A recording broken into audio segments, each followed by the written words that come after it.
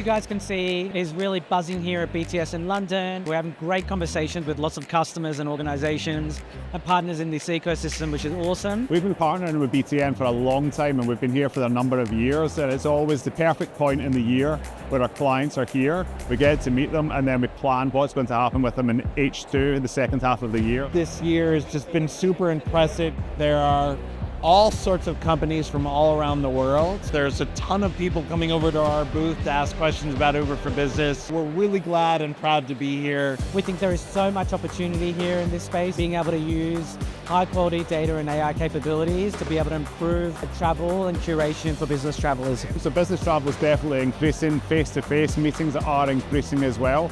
So people are using Uber more often as part of their daily commute or when they're traveling for business as well. There's a lot of value in meeting people face-to-face. Honestly, seeing some of my existing clients and seeing their feedback, hearing that everything's been going smoothly, and that was really impactful. And we think about ourselves as partners because everything we build, we want to make sure we're taking into account what the customer wants to see from our platform and our product. I use Uber for Business on all my business travel. It's so easy to book. All of the receipts flow directly into my expense tool, so I don't have to touch them. How long have you guys been using it? 10 years. Woo! That is impressive. Travel managers will come to us because they want to solve a particular problem. It's always the same thing. It's ease of reporting. Reporting is very important because by allowing us to view and have a holistic view of their reports, we can better encourage compliance and travel policy.